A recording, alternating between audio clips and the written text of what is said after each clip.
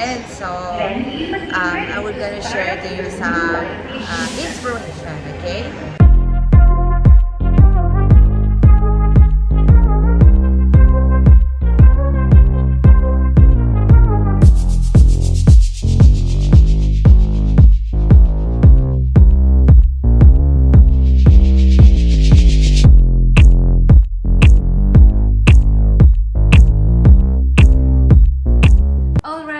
So, are you excited? So, yun nga, I just want to share my takeaways at yung mga bagay na nakapag, alam mo yan, boost, light bulb, and refresh, and fire, no? Nagbigay sa akin ng fire, and also, mas lalong paglalim, no? Dun sa kaunawaan about who we are. So, our team nga yun, we are the light of the world. So, actually, balak po talaga na mag-record doon mismo sa convention. Kaya lang, talagang sabi ko, Lord, I don't want to miss any moment, especially when they are preaching, when they are sharing something. No, gagawin ko, Lord, magte-take note na lang ako and I will make a video na lang sa bahay. So, kung nakita nyo, yung intro, dun siya. Pero ngayon, nandito na ako sa bahay kasi talagang gusto ko manamnam yung word ni Lord. So, again, we are the light of the world. Can I sing just 2 lyrics na alam ko yung isang kanta na we are the light of the world, we are a city on a hill, we are a light of the world, and you got it, we got it. We need to see it that we are a true light of the world. So as just they speak, no, talagang sabi ko, oh nga Lord, thank you for this kind of convention or conferences. Convention yung tawag natin ngayon, no, na nakita ko siya. And I'm so blessed, Lord. We are so blessed but because we are part of the vision. So, before that, I will gonna share to you a word of God that can inspire us more. So, yun, yung Matthew chapter 5, verse 14 to 16. You are the light of the world. A town built on a hill cannot be hidden. Neither do people light a lamp and put it under a bowl. Instead, they put it on its stand and it gives light to everyone in the house. Praise God. So we are the light of the world. So I'm gonna share to you, I think if you are there naman, you will have this kind of rema word. But i-emphasize ko lang siya para lalong ako mismo ma-remind, and as I repeat it, sharing to others, no, lalo tumitimo sa life ko. And as you watch this video, no, lalo pa tumanim lalo yung mga narinig mo kahapon o kung ngayon ka Saturday, so it can help you to be reminded. Okay, so kay Pastora Carney Pretorius, grabe, no, yun talaga one of the things that I can think na talagang sabi ko nga, totoo yun, when you have a story, mas may natutulungan kang ma-inspire sa life mo. That's why your story is so important. Yan, so yung number 1 na pwede kong i-share sa'yo, that you are already healed. You are already healed. You need to understand that God healed you already. No, talagang gagamitin ka niya. Yun yung nakita ko kasi yung kanyang testimony, grabe yung rejection sa life niya. At nung napangasawa, o mapapangasawa niya si Pastor Bert, grabe yung rejection sa life niya. Kung naiulit niya, o nasabi, nung Friday nandun ka, and then naiulit niya ngayong Sabado na ayaw siyang maging asawa o ayaw siya para kay Pastor Bert. Yan. Kasi ang daming mga standard ng tao na nakita sa kanya na hindi niya kaya. But again, alam mo, God wants to heal you from those words na na-receive mo from other people, and you will see yourself that you are able. Yan. Your story matters talaga. Kaya if there's a lot of wounds there, there's a lot of rejection, there's a lot of obstacles and problems na na-overcome mo, you need to share it to other people so that many will be inspired. Kay Pastor Charney, nakita ko talaga na sabi ko nga, no? Sabi niya, it doesn't matter what people says about you. It doesn't matter what people standard for you. The matter most is yung anong sinabi ni Lord sa'yo. You are able, you can do all things.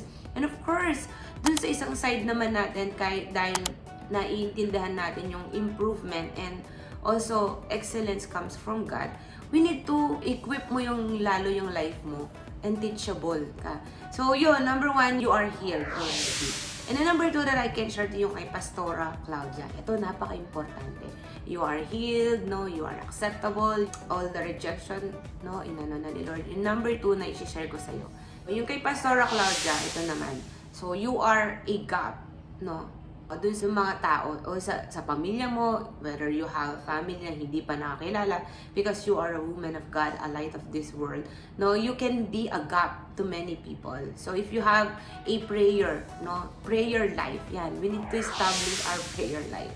Kailangan talaga may establish to. Sabi nga ni Pastora Claudia, what if you will do something goal like 40 days, you will pray for one thing? Diba? Sabi ko nga, no, let's go back where we can win. It's all about all the spiritual things, no? Yung mga bagay na nangyayari sa atin, may kaugnayan sa spiritual na bagay. So let's start to pray and intercede for something great na gusto mong mangyari sa life mo. Then, sabi ko nga, you will see God's movement in your life when you pray. When you pray something. Kaya siya daw kahit saan sila, she will surely connect dun sa prayer nila. Even in Zoom, diba, pwede na natin gamitin lahat ng mga technology ngayon. So, why don't we do things or we use things, yung mga nangyayari, mga innovation, no, sa online, sa mga technology natin, why not we use that? So that we can go back yung pinakamahalaga. Diba? So, intercession, prayer, devotion, no, if you don't have Bible, you need to have a Bible even in your cell phone. That's number 2. Prayer is so important. Amen? So, we need to establish our prayer life. Alright, kay Pastor Kuna naman, yung nakita ko yung tenacity yan and the boldness. Especially yung prayer dun sa Matthew 15:21 to 28. You can pray, no? Because, you know, kasama yung, kasi talaga naman, di ba? Magkakarema-rema lang talaga. But you can get what you want in your prayer when you have boldness and tenacity. Because of that kind of faith. Sabi ko, yes. Something great will happen. Amen. There's a thing in your tenacity, in your boldness. So, yung talagang faith mo kay Lord.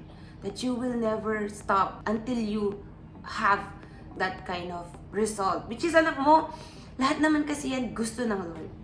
And He wants to form you that kind of character. The tenacity, the boldness, and the faith in you. Kasi gusto talaga ni Lord yan.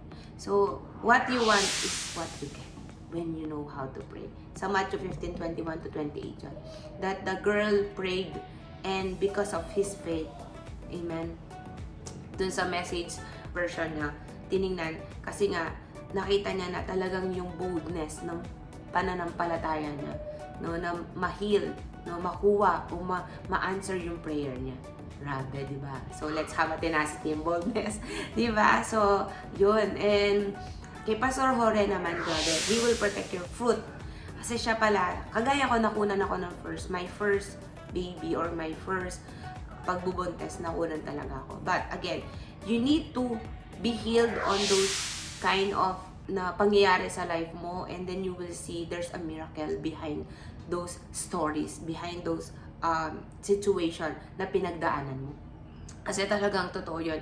Yung na-experience niya dahil pangalawang baby niya yun, kasi after 7 years, bago siya ulit nabuntis, so talagang inaantay nila, pero yun nga. At ang pangyayari, naipanganak yung pamangkin niya, at the same time siya naman nakunan. Grabe mo, di ba? Pero you don't understand that thing. Minsan, you will question God, but you will see that your miracle is not only sana mabuhay siya, sana mag-survive siya.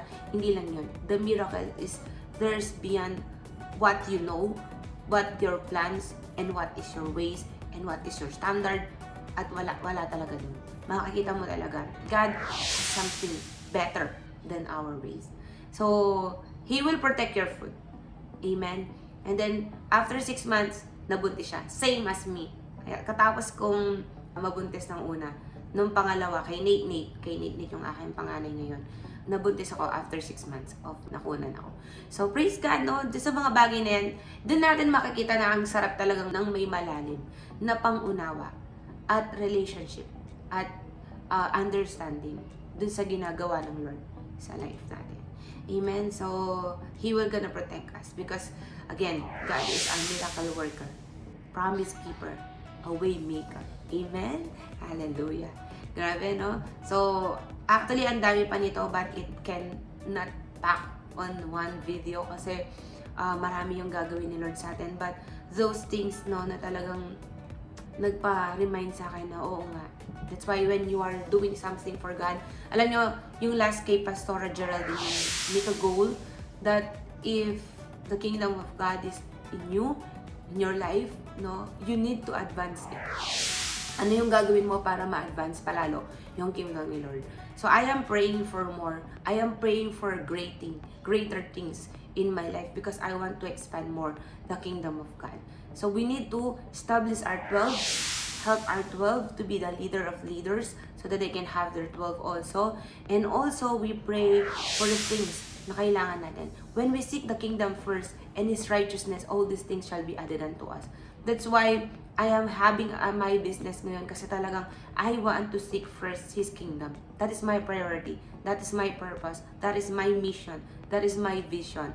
That's why yung goal ko talaga is to advance more the kingdom of God. Okay? So, yun yung mga apat na may isi-share ko sa'yo. Number 1, you are healed. Number 2, you are intercessor of this generation. You are a God.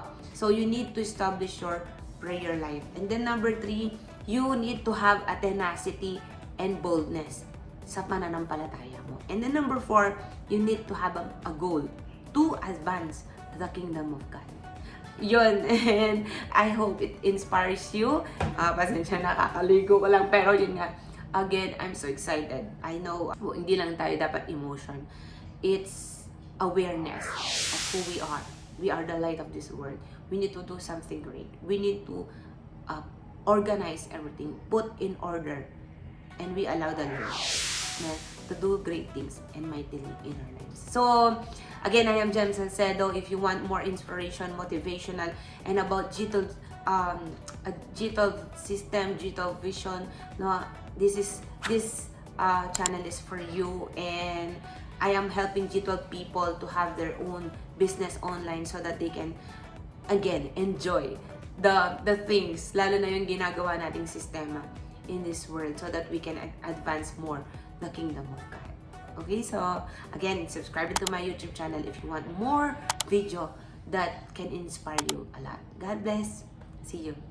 Okay, so I have a free ebook, no, yung Purposeful Business. So if you want to build your business, online or physical man yan. So I have a free ebook for you. So you can download it.